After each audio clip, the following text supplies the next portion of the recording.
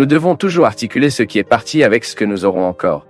La vie est beaucoup plus belle lorsque nous pouvons gérer ces deux réalités, le passé et le futur sagement. Même parce que le présent, ce moment que nous avons maintenant, est l'articulation à deux coups. L'une que je n'ai plus, et l'autre. Je ne sais même pas si j'aurai. Donc cette sagesse me mettant dans la possibilité de voir mon temps présent comme une opportunité de faire le passé que j'avais avec toutes les difficultés, de rêver un meilleur avenir. Vous qui participez à ma vie si directement, vous qui m'accompagnez, vous qui êtes mon ami, je vous ai de plus en plus reflété dans le concept d'amitié comme un lien qui nous fraternise, qui nous met, même si nous ne participons pas à la vie de l'autre, dans la vie de tous les jours.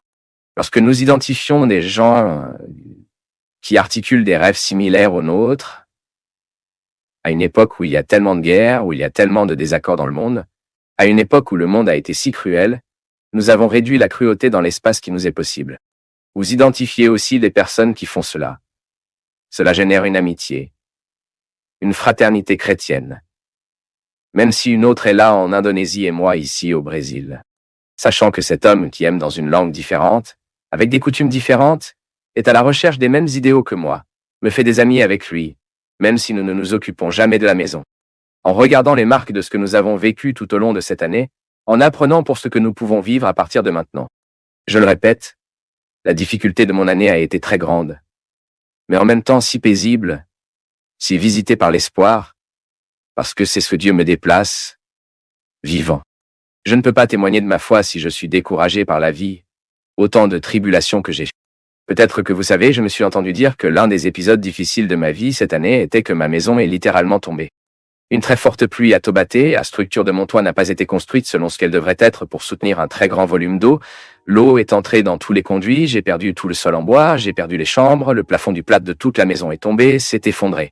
C'était une chose très triste. Je me souviens que je voyageais et quand je suis rentré chez moi, TK, je l'ai vu pour le jardin, j'ai vu que quelque chose de très sérieux s'était produit. Quand le tech a attendu que je quitte le taxi, elle m'a déjà embrassé dans ses bras. Je me souviens juste comme si c'était aujourd'hui, elle m'a dit comme ça. Soyez calme avec tout ce que vous verrez.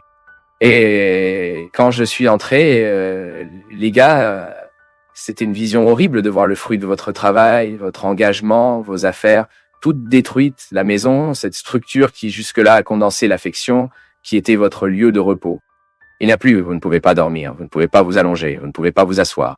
Et soudain, la porte de la cuisine était ouverte. Et au milieu de toute épave, toute cette destruction, toute cette saleté qui vient à moi par la maison, heureuse, ne sachant pas ce qui s'est passé, Luca, mon chiot, il avec ses larges Olano, heureux parce que je rentrais à la maison, ne connaissant pas le sens de cette destruction, même s'il ne savait même pas qu'il avait été détruit, il voulait juste me trouver. Son ami était dans 15 jours, voyageant et revenait à ce moment-là. Il n'avait aucune intention de me regarder avec un peu de regard autre que la joie de me voir.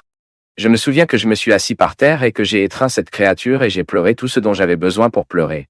Et c'est comme si à ce moment-là, Dieu m'a fait comprendre, en ne comprenant pas Lucas de la tragédie, que la vie peut toujours être belle car nous trouvons une raison. Même si elle est petite, est-ce qu'une maison détruite? Rien. Est-ce une perte financière? Et ce que nous ne pouvons pas autoriser, c'est que la maison tombe en nous. Ce que nous ne pouvons pas permettre, c'est que la structure qui nous soutient peut s'effondrer à travers les problèmes auxquels nous sommes confrontés. Je n'ai pas d'enfant pour me serrer dans mes bras quand je reviendrai. Peut-être que vous pouvez avoir des gens qui peuvent signifier toutes vos catastrophes, toutes vos tragédies au moment où vous rentrez chez vous et vous embrassez. À ce moment, le câlin de Tic était un moyen de subsistance pour moi. Mais ce que Dieu a parlé en moi par cette créature, qui ne comprend rien de la tragédie, pour identifier à ce moment la voix de Dieu parlant en moi, tout comme je l'ai dit à Francis d'Assise, à travers la nature, à travers les animaux, m'a encore commis plus avec tout ce dont j'avais besoin pour tomber en moi, avec cette maison. Parce que parfois ce n'est pas seulement un mur qui tombe, ce n'est pas seulement un toit qui s'effondre, ce sont les structures humaines en nous qui ont besoin de s'effondrer. Notre attachement, qui sait? Notre attachement à ce qui est le matériel. Et soudain, quand j'ai regardé, pour tout ce que nous pouvons reconstruire matériellement, et j'ai vu mon ami qui n'aurait pas pu être reconstruit s'il avait été tué. Tout comme nous regardons un père, une mère à un enfant. Et vous vous rendez compte que ce n'est pas matériel qui peut être reconstruit. Que si la maladie nous emmène, si la mort nous secoue, il n'y a aucun moyen de recommencer cette personne. Un mur que vous reconstruisez, un plafond que vous rangez, une porte qui vous est tombée, un jardin qui vous a été détruit, maintenant une personne ne le fait pas. Un être humain sera toujours la plus grande précision que nous puissions avoir dans l'histoire, dans notre histoire personnelle. L'amour que nous aimons, le pardon que nous donnons, tout ce que nous vivons dans la vie quotidienne de notre maison, avec nos parents, avec nos frères, avec nos amis, à ce moment-là, le câlin de lui, ce regard souriant m'a dit que, content que tu sois revenu. Arrêt complet. Heureux que vous soyez ici.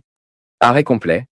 Et puis après avoir trouvé quelqu'un qui nous dit que vous êtes bien ici, avec une queue qui balance, ou avec une voix possible à dire à quel point vous êtes venu, à quel point vous êtes arrivé, bien que vous fassiez partie de mon lavis, bien que vous sommes donc sur la bonne voie, mon peuple. Cette année, je veux la paix dans mon cœur. Alors faisons notre part, non? Je veux la paix. Donc je construis les petites choses. Je vais construire mes relations. Je ferai les portes que je dois fermer pour tout ce qui est nocif pour moi. Je peux avoir le courage de fermer les portes. Peu importe à quel point il est douloureux de fermer cette porte.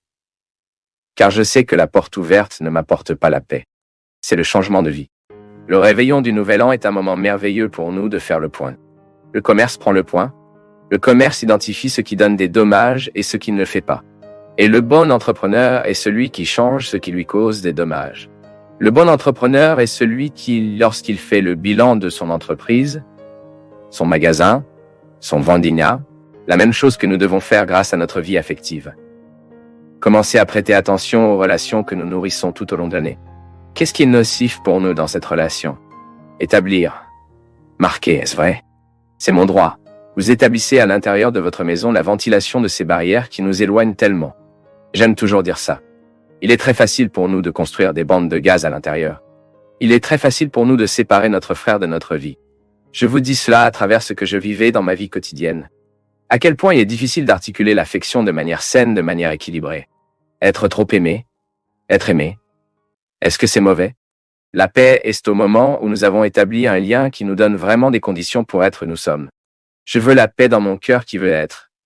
Avoir un ami et me donner une main est le sens de la communauté chrétienne. Nous pouvons être des amis, oui. Des amis de la parole qui nous unit.